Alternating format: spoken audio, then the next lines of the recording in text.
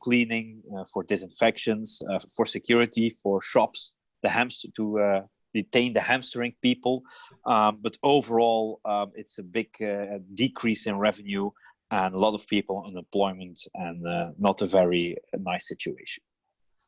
Yeah. Okay. Then I would like to ask Peter. I'm Peter Dieriks, Facility Director of Maria Milares, an acute care hospital in Ghent, about 600 beds. And for us, it all started Friday evening, the 13th at 10 o'clock when the government said we needed to close down our hospital, only accept patients for urgent cares. I'm Facility Director. I'm mainly focusing on soft facilities, cleaning, food, purchasing, logistics. And also I'm very interested and responsible for safety and quality. So that's a short introduction. Okay. Then I would go further with Leslie, please. I'm Leslie de Bakker. I am a facility manager of the local police of Antwerp. At the moment, we are obviously very operational in Antwerp. Our greatest challenge is to support our 2,700 employees, to support them to do their daily job. Okay, thank you, Leslie. And then last but not least, Guido, please. Yes, good afternoon, Guido Permans. I'm the CEO. Guido, do you have a camera maybe? Well, it's not working, it's not functioning for the moment.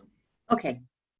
I don't know why, but Zoom and my camera doesn't seem to be compatible. I'm the CEO for Atalian, which we're colleagues from the Facilicum group. We're also in the cleaning, the catering, and the technical maintenance of our companies. What we see today is that we are focusing on helping the companies, and especially in the food and the sector, but also in the hospitals and the care center. I think there's a great demand there for cleaning services, while others stop, like the shops, etc., which stopped already. So there's a big difference. Restaurants are closed, and technical maintenance is now also going down, and only the very urgent technical interventions are being taken care of. All the rest is postponed at this moment. Okay, thank you, Guido. I once again would like to say to the people listening, if you have questions, please use the chat. The more questions we have and we get, the more information we can also share with you. I myself have a few questions. I would like to start with Peter. The crisis obviously required a lot from the care staff, but of course the facility department is also an important stakeholder. Where do you especially feel this impact, and are you helping, do you have procedures in place which are helping you now to deal with this crisis? Well, yes and no. Yes, we're feeling the impact in facilities, especially in logistics, getting the right materials at the right time, and especially for what we call in Dutch persoonlijke beschermingsmiddelen, protective equipment, masks, shields, glasses, alcohol, hand gel to disinfect the hands. These were very challenging 2 weeks in order to have enough of protective material, because it's very important in an organization. The hospital stays open. People, medical staff, nursing staff, cleaning staff, logistics staff, administrative staff, they're all here. And if you can feel them comfortable by protecting themselves, they're willing to work. So this was a very challenging. Can I just ask you to go a little bit behind, because the microphone is bugging. Ah, oei. Now it's better. I'll get some closer. Okay. I try to repeat. The impact was mainly on, in the beginning, on purchasing protective equipment, masks, alcohol gel, shields, glasses, because any hospital was prepared for that. I'll give an example from masks, a very particular mask. We use about 150 masks a month of a very particular mask. Now we're using about 200 masks a day. So you cannot be prepared for that. This is very, and it was very challenging to purchase those masks. And we needed to purchase them because if you can protect your people, they're willing to stay and they're willing to work. They were very anxious. So that was very challenging. Now the challenging part is not only purchasing. We were purchasing from Sunday to Sunday, 7 days a week, contacting China, contacting several contractors. Another challenging part was cleaning. Due to new procedures, new processes in the hospital, and hygiene is very important, cleaning is very important, and we shift to cleaning 24 hours a day. 24 hours a day, 7 days a week. We weren't used to that. But we managed it on one day to change our cleaning, our operations in cleaning. These were two major impacts the first days after the decision of the government to close the hospital. Yeah. Okay, thank you. Guido, I would like to ask you then, listening to the story of Peter, what is your advice for FM managers as a cleaning company? Well, there are a lot of things we can do, huh? Especially if we look at the cleaning. I think there are different levels in cleaning today that we must consider. You have in a lot of companies the normal cleaning activities that keep on going on. Those are especially for companies which don't have any corona or COVID-19 cases. You could ask, but this is on a preventive scale, to do some deep cleaning, but I think it's useless. And on the third level, of course, if you have suspicion or do you have COVID-19 cases, then you should intervene with the decontamination, of course. This on a cleaning level.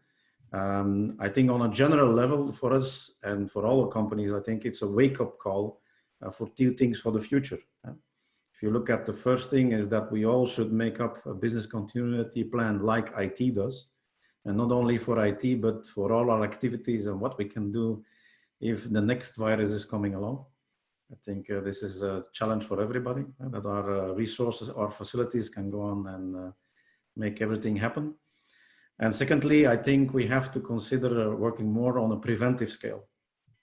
Also in companies, we can do preventive work, consider preventive maintenance, etc., etc. It's a new way of thinking about cleaning also, especially with the bacterial cleaning that comes up and that we perform with a lot of companies now more and more, and which has some effect on a preventive scale to have less absenteeism than in other companies.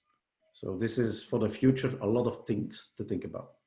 Absolutely, absolutely. Leslie, question from the audience, if I may say audience.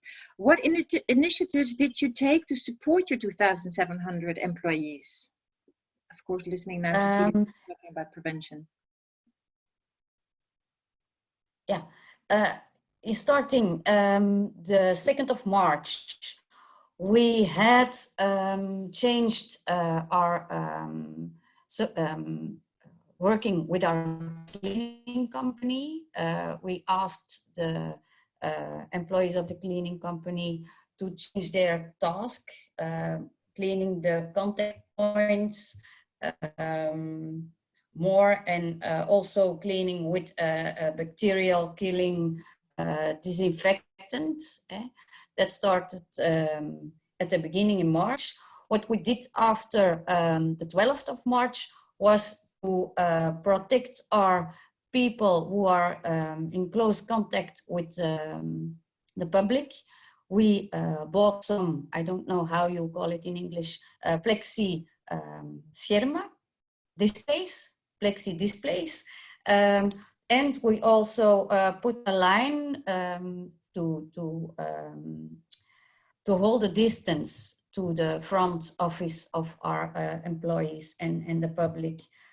What we also did is we closed our restaurants and we made more effort to give our employees the opportunity to take away meals.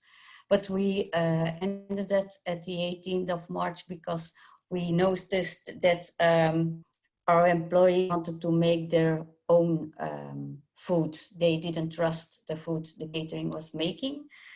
What did we also did is the cleaning of our vehicles, because I heard Guido say deep cleaning isn't necessary for us. Our people are working in their vehicles. So if they take someone with a COVID patient, afterwards we are cleaning very well our vehicles. And what did we also, our people work also in backup from each other, and they don't have contact with each other, so we can ensure our continuity within our own people to support the other people. Okay. Thank In you. Dutch, it's a little bit easier. I'm sorry. No, very good, very good. Bart, we heard Leslie say that the restaurant closed. However, how does Compass deal with an exponential increase in volume in the healthcare? Very strange, but since 1 week we see our business in healthcare is going down. So quite some hospitals, healthcare organizations were preparing. So we saw a downsize of my activities in the healthcare. Now for the moment, we see again the increase. What we did very quickly, we were in contact with the government. So we situated 16 production kitchens around Belgium, where we can very quickly start a production in units that are not open for the moment. And on the other hand, we installed a very big production unit in Ghent that's already running for the moment to prepare meals. We are looking to supply meals for patients, but also for people of healthcare that are working in the healthcare. More and more we see there is a demand to supply food for the people that are working in the healthcare. Okay, thank you. Wouter, listening also to what Bart said, Leslie about the food, but also Guido said about cleaning. What about the stock policy? What lessons have you learned regarding, for example, food, drinks, cleaning, grids? Well, I think the entire society has learned a lesson that policy was less stock, just-in-time delivery. Stock costs money, so don't do it. I think today we see it's important to have a strategic stock for a few things. Like if you have a cleaning company, you have some disinfections to do, you need the masks, you need the cleaning products. And so when something happens somewhere around the world, especially in production countries like in Asia and China more in particular, then the supply chain stops. And when the supply chain stops, you can have all the people you want. If you don't have products, if you don't have masks, you can't do anything and your business collapses. And in hospitals, it's about people's lives. So I think what we've all have learned that we have to invest some money in the robustness of systems. And to invest in robustness of system means that we have stocks, that we have spare parts, that we have redundant systems, so that we need to invest a bit more in business continuity than we did before. Okay, thank you, Wouter. Steven, Vliering Business School. I know because you were in my board of directors. You guys started quite early already with some measures. Can you tell us a little bit how you organized with Vliering to deal with the implications of the school crisis? I certainly can. I think one of the major decisions that were taken very early on is that we created a Corona core team. And what was really nice to see is that it was led in the beginning by our director and our dean. And on a daily basis, all the business unit managers, also facilities, had their say in what they could do, what they had to organize, what the problems were they encountered. And every morning between 9 and 10, that was how we started our day. That was very, very, very helpful. Especially to make very fast decisions and also to be sure that from all the top management was aware of all the things that were coming at us. So that was enough in the beginning to have the first measurements, like you said, bringing in hand gel, putting up information plates.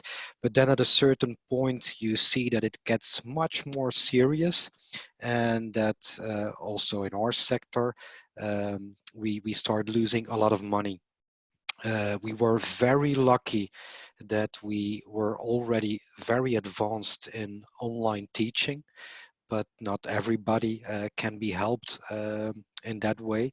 But nevertheless, next to the Corona core team, we started building workforces.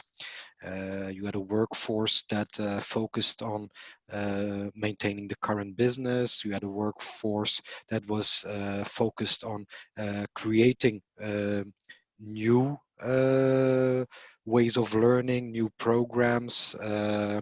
We had workforces that worked on external communication and of course also internal communication. And maybe together with the first step we had, the Corona core team, I think one of the first things we did was we started our own intranet for the employees, and we started several pages on our on our official website about all the things we did and are still doing on the coronavirus. The intranet, and that was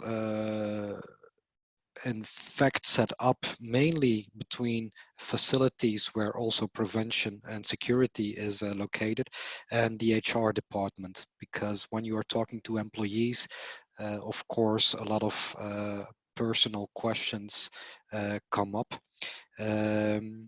And to cover all those questions, one of the first things we did together with creating the Corona team, in the first meeting, we already decided to create a Corona mailbox. And there was only one place to ask your question, that was to the Corona mailbox. From there, all that information was sent to the right person who could give the answer. If the answer was too complex or too difficult, it was first discussed in the Corona core team, where a decision was made, and from that and once that decision was made, the communication went out to the organization or via the Corona mailbox. And if it was interesting for everybody, it came on our intranet. Okay. So that was a little bit how we organized ourselves, though. So the most important elements were having a Corona core team with a few of the most important people in the organization, having daily team meetings with that Corona core team, creating a Corona mailbox, so that every question is sent to that mailbox, and creating an intranet and an extranet to do outside and inside communication. Okay.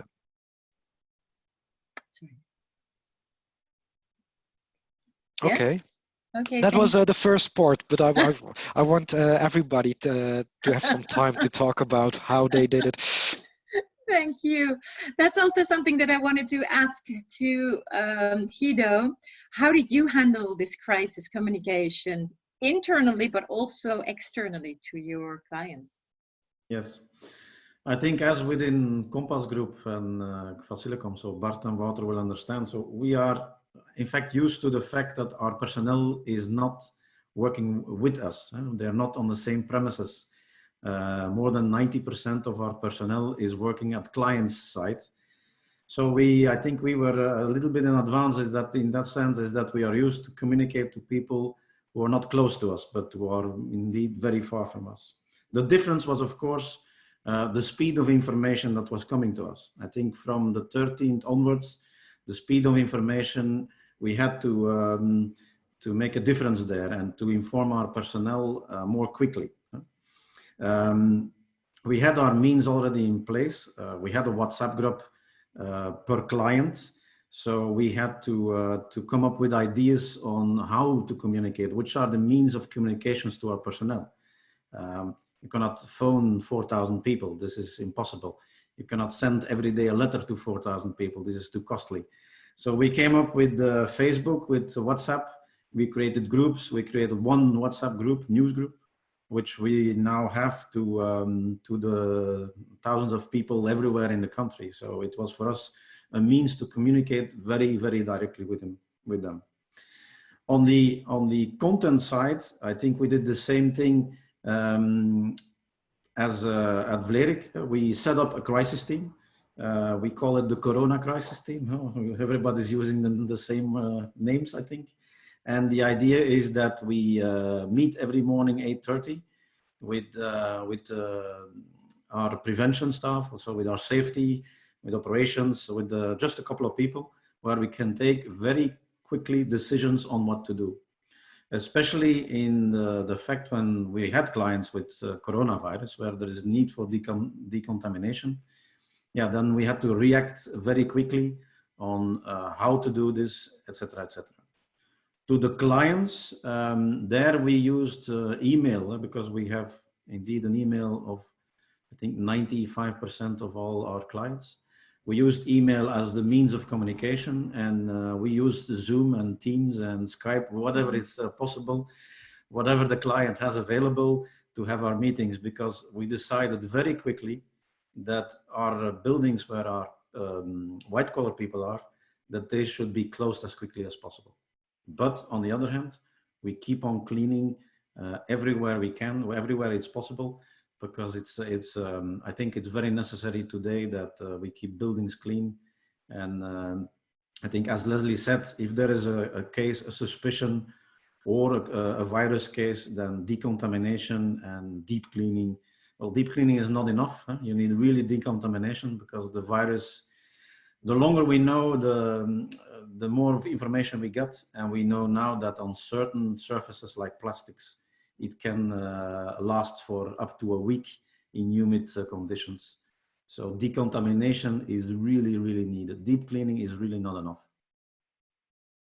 Okay. But communication is crucial.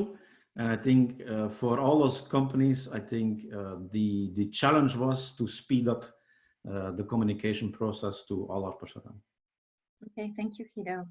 Leslie, what is your experience now then about working with external suppliers?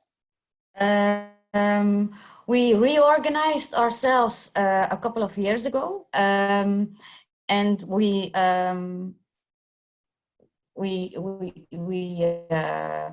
organized us as a regie organization, and we had a lot of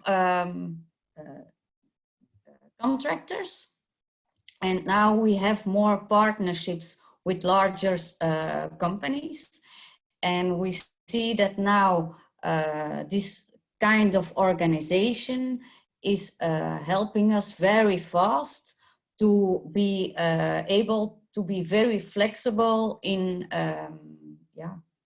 changing the way we have to operate. For example, we are working with our cleaning company. We have stuurgroepen, I don't know in English. We have stuurgroepen every month. And we have also on a weekly basis, we also meet each other on different levels in our organization. And so we can change very rapidly our way of working. And that's something that I think is highly to have at these times. We also have large partnerships for our vehicles, for our maintenance of the vehicles, for the cleaning, for the catering, and also for our hard services in our buildings. Okay, thank you. Peter, in recent years, I think the hospitals have, under the impulse of the government, put a lot of effort in accreditation, the implementation of quality systems, for example. Is this a tool which is an advantage for you right now? Yes, yes. An accreditation or a quality system helps to understand each other, to work each other very good. Medical staff, nursing staff, logistics, cleaning staff, safety. Now we all, during the years we were accredited, we all understand each other. We all, it's a trajectory you do together. And in the beginning, not everybody knows each other, understands understands the impact, the positive impact of every elke schakel, every stakeholder in the process. And in Belgium, every hospital needed to do it starting, I think, in 2010, 2011. And that helps a lot. There are procedures, there are, I don't want to use the word control, but rather trust and verify. We trace on the work floor, do they follow the procedures? And that helped a lot to understand each other. And in this crisis, the quality system also demands a kind of business continuity. I didn't mention it in the beginning, but we as a hospital, every hospital has also a business continuity plan. We also had our procedures. We also have our measures to take with patients. And we also started to form our core team COVID-19. It's not Corona. We use another acronym. It's COVID-19. At the core team of more than 6 medical doctors, our CEO, our CIO, our pharmacists, logistics, me, emergency department. So that core team also, like Steven said, we meet each other every day at 11 o'clock. And this is thanks to, because the mindset was already, due to the quality system, the mindset was already good. And everybody understands each other and knows each other. So I think in Belgium, not only in our hospital, but in Belgium, every hospital is was not prepared, but is a kind of prepared. I hope that answered your question a little bit. And working together, pharmacy, ICU, operating theater, our team of hygienists, we call it in Dutch ziekenhuishygiëne. It's a medical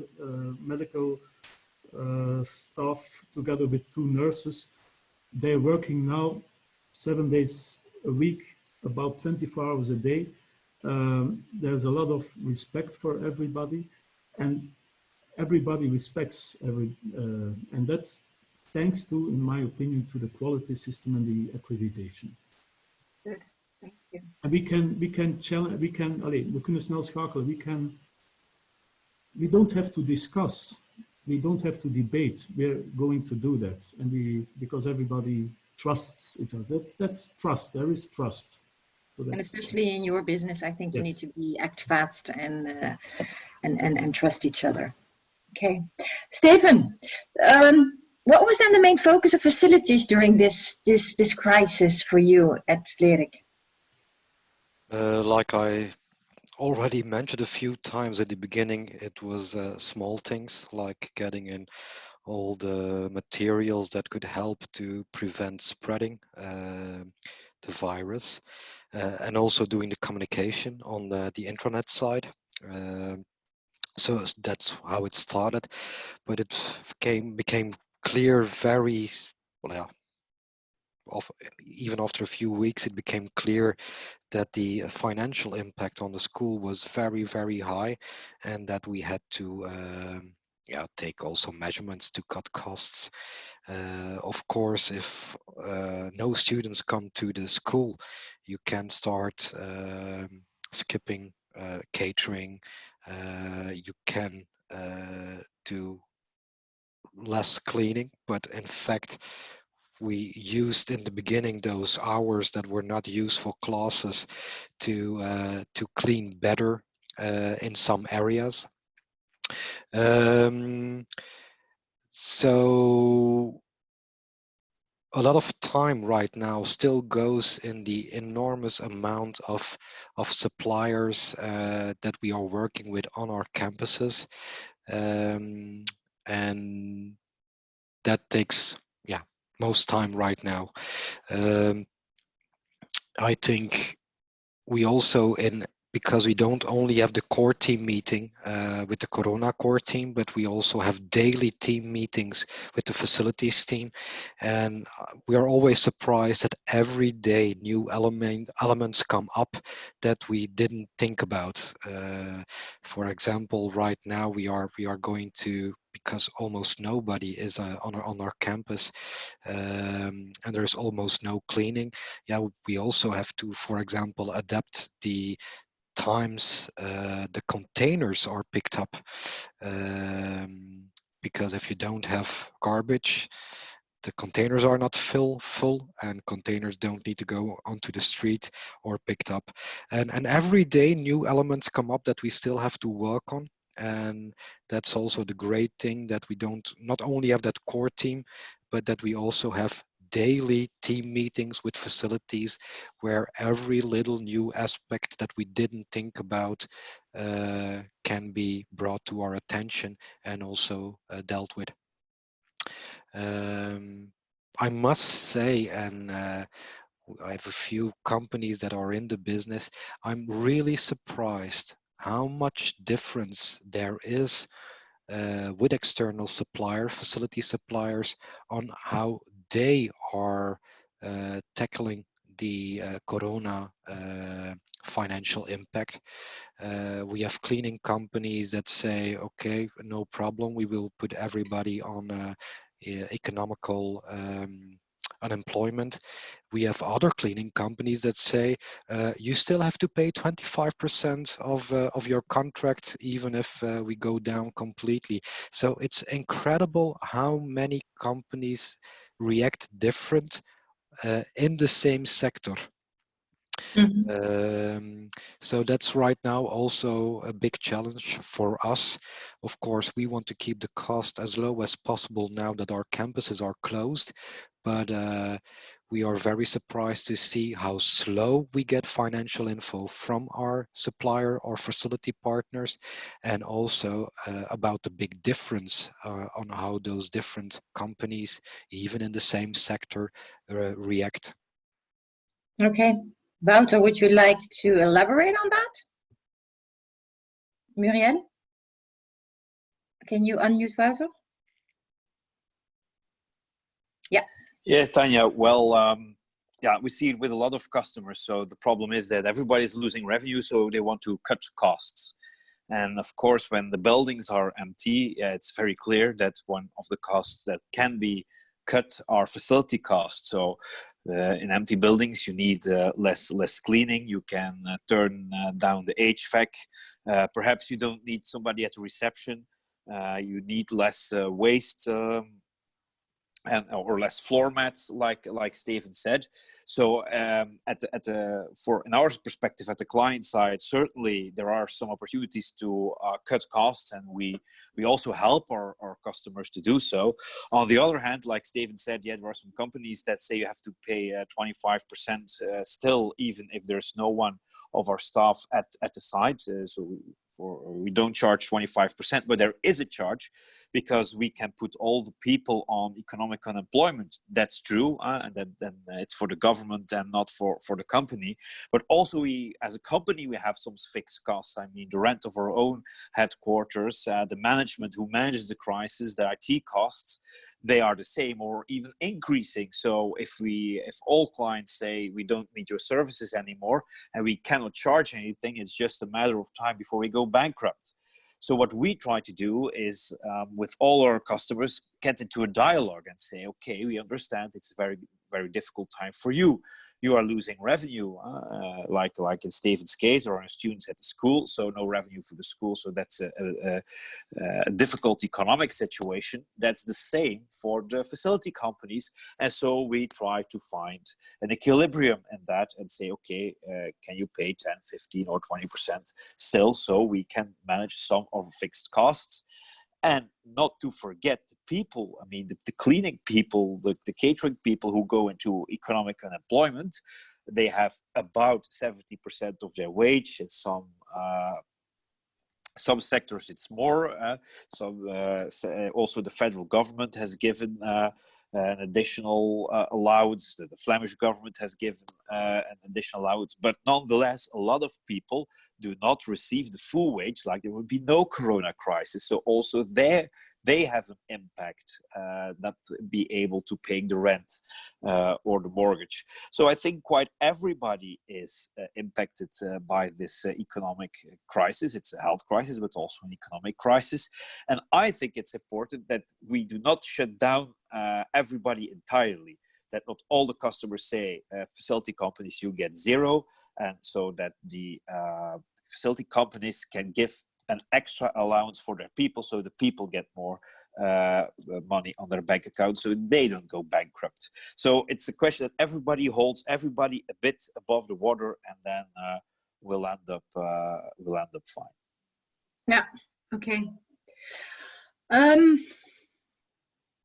Bart, some people are concerned that COVID-19 could be spread through HVAC. Is this a myth or a reality, do you think? Sorry. I'm not a doctor. I cannot tell you this for the moment. I don't think so.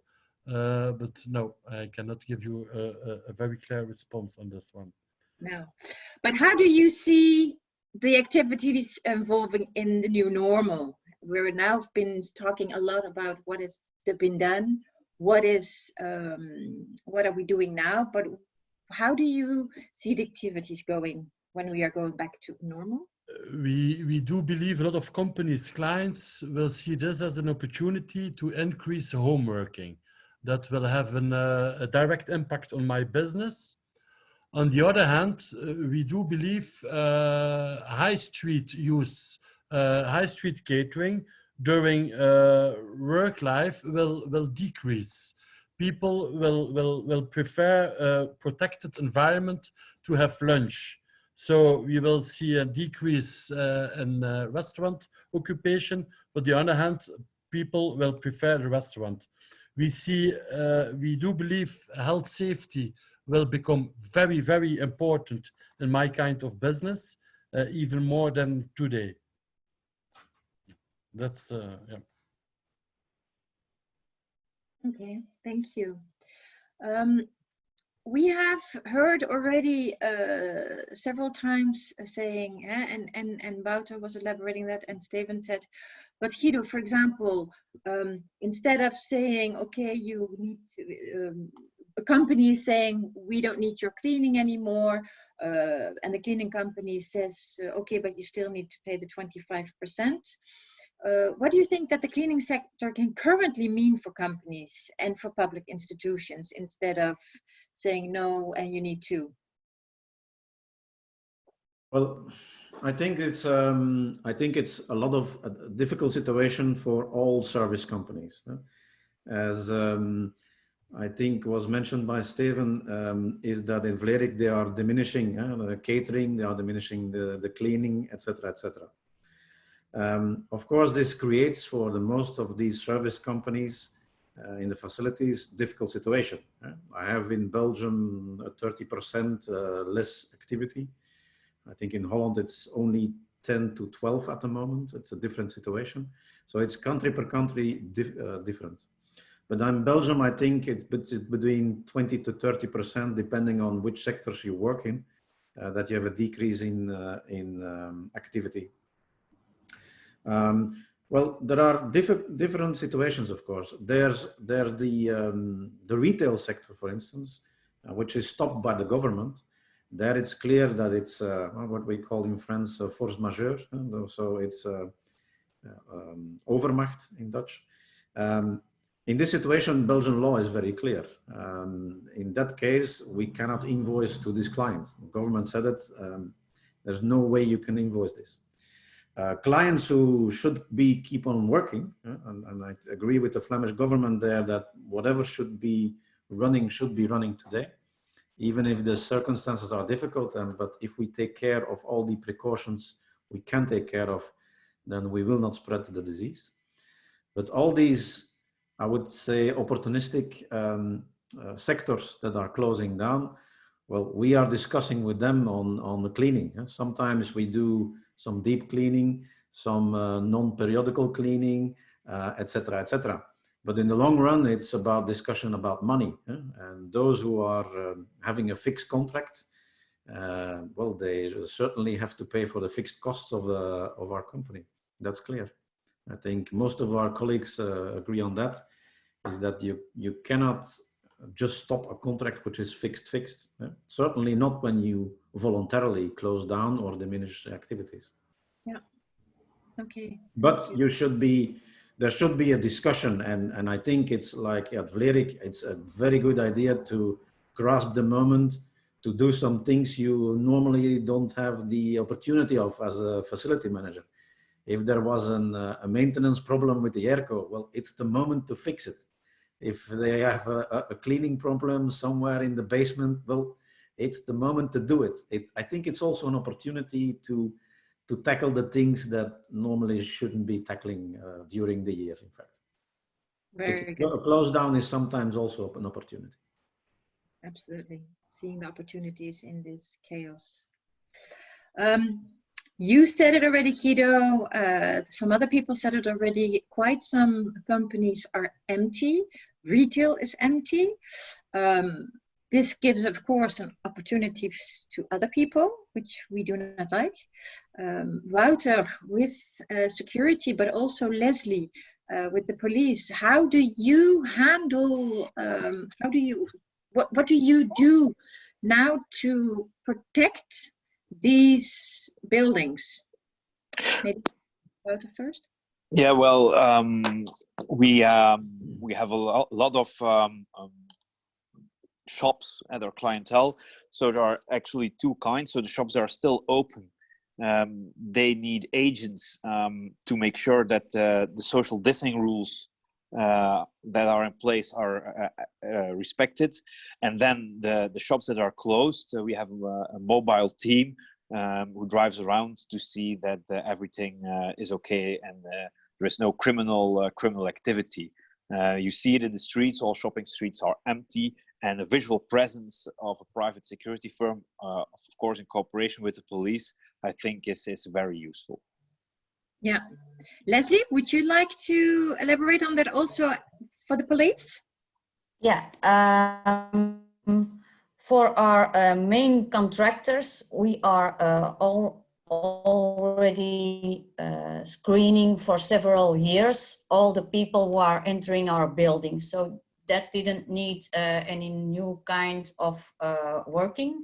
And our main office at Noorderlaan, we work with Securitas as an external security company. So therefore, we didn't have to do anything else than for now. What we also did in the past was some police officers. We only let people in on when they make an appointment. So there also were prepared for situations like this. So for security, we didn't have to take any new actions that we didn't take before. Okay. So I think what we see is that a lot of facility people are really in the front line in this crisis. So like the security guards at the shops, of course, catering, cleaning staff in hospitals. We have quite a few groups of people who are on the front line. So I really hope that the government takes that into account when taking decisions. For example, when it comes to unemployment allowances, or the permit to move around, when they say all unnecessary traffic should be banned, that our people can still go around, because they are really necessary facilities in the essential sector to keep society going, to feed people, to clean, to have security. All these services are essential in a society, and Yeah. even more in a crisis like today. Absolutely, absolutely. I already asked Bart how he saw the activities evolving in the new normal, but what about the facility managers? So I have here a question from the audience. What will be the impact of this crisis on the future role of facility management, financially, legally, operationally? And what will be the difference between FM in 2019 and 2021? I think I would like to start with Steven on that, with that one. It's a very good question, by the way. I think I want to start with legally. I think we will see a lot of new contracts where at least a new article will be put in relating to virus outbreaks, because that's pretty new. A few years ago, we already learned that in contracts we added terrorist attacks. Now we will add articles also concerning what are the rules or the guidelines when viruses interrupt our business. So that's one element. Another thing I think will change for facility managers is that we will already be more prepared for the future, where we saw in the past that only with special I'm looking for the word griep. Measurements, we already started with hand gels and so on in the school. I think those elements will be standard because we are now aware that it's not only the flu but also other viruses that can pop up in a few days. So I think soon in every flu season those will be standard procedures at our campus. Another thing that we never thought of and that we will expand is it's the first time, I think, in the history that in modern history, with all the tools we have right now, that companies really close and that buildings are not really used anymore during a certain period of time. And I think all the material that is involved to support that kind of working, let's say home working, but also on the security end, that we'll see that we will invest more. I give you examples. In the first 2 weeks, we already started investing a lot of money in good headsets, just to provide to all personnel and to have a better sound experience when they have virtual meetings. Another thing that we see right now is that security is very important if your building is empty. If nobody is around, we already had the first information of schools, of basic schools that where they had big thefts. So a lot of computers and technical material was stolen out of closed schools. So that's the reality. And I think if nobody is on site, and you also notice that it becomes, well, when we are in a problem situation like right now, a lot of companies ask for extra security personnel or measurements.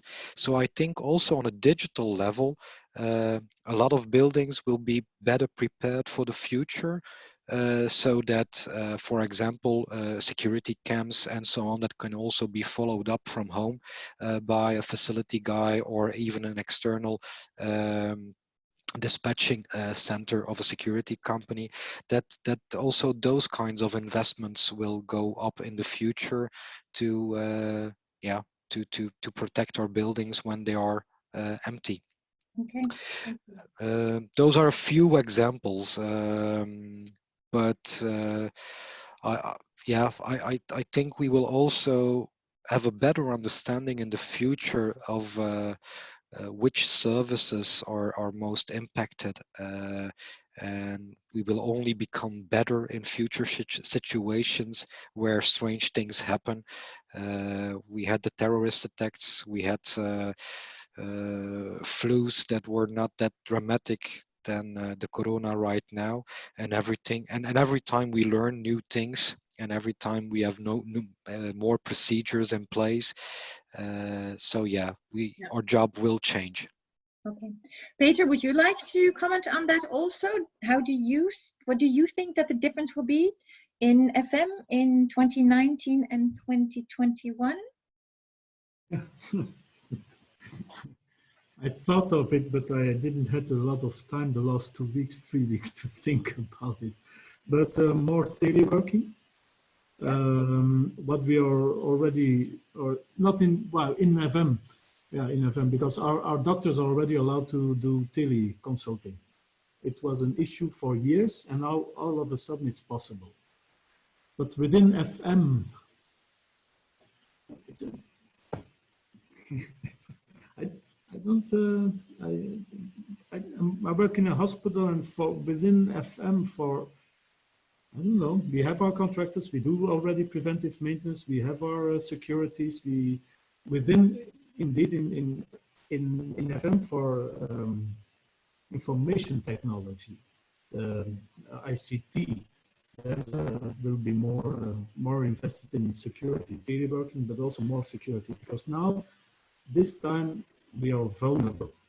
There are coming a lot of emails, a lot of propositions. We get emails from contractors we don't know, but a lot of people are teleworking, a lot of people want to help, they open an email, but it can be phishing. And our systems, our medical records, we need to protect them. So our ICT, they do a lot of work today to go to a high level of cybersecurity. So that's another kind of facility impact. But on the operations like cleaning or food, I don't know. Security, physical security, and virtual security and working. I also wanted to add one thing, because we in the past we learned a lot that and right now we also learn it, that viruses and bacteria are our enemies, but in fact they are always around, and they can also be very helpful. And it was already one of the questions that was mentioned in the chat about BioOrg. Of course, you can use products that kill everything or kill a lot of things, but we have one campus where we don't use water, we use bioorganisms to clean. And in fact, that was the most easy location to maintain a healthy environment. Because there was a question about BioOrg, I added also a few scientific documentation where we see that viruses indeed need some substances to be kept alive in for a while. And I'm not going to go too deep into the technical stuff, but it's a beautiful thing that once you start cleaning with bioorganisms, that even if you're gone, they keep on working. It doesn't stop after the cleaning. It's the more of those good bacteria you have, on a certain spot, the more they are cleaned. The strange thing is we are still not yet fully prepared on cleaning with bioorganisms, because if you want to check, for example, how clean something is, the first things you do is to check how many bacteria are on there, and especially the wrong ones. But it's a strange way, but I think this could be a new success for cleaning with bioorganisms in the future too, and maybe leave a little bit the old way of thinking that the only way to clean deeply is to kill everything. In fact, I'm even scared that at a certain point some bacteria will not be able to be killed anymore with the common hard cleaning methods. So Okay.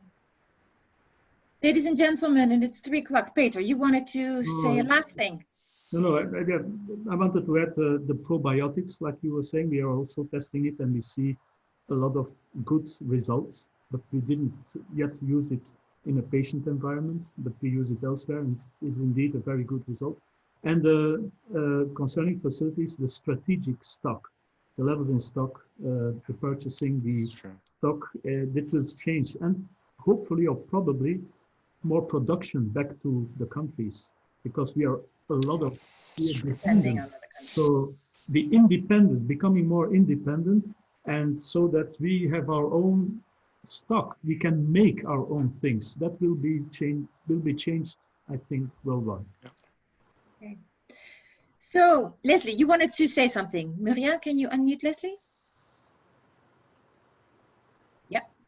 I just wanted to say that I'm very amazed by the power that our people are giving every day in their jobs, and I hope that if something is changing, is that we are all believing more that the people who are doing the job on a daily basis, in fact, they know exactly what to do. They don't need someone to say you have to follow this procedure. I see people doing every day the things that they have to do, and I hope more leading people are going to see the how strong the awareness of employees is to do the good things on a daily basis.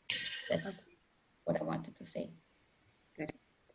Then I would like to thank everybody. It's 3 o'clock past 2 minutes.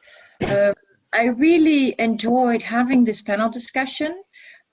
This was the first time that IFMA organized it. It will not be the last time. I think this is also an opportunity for our community to have some virtual discussions. We will organize in the coming weeks some more of these.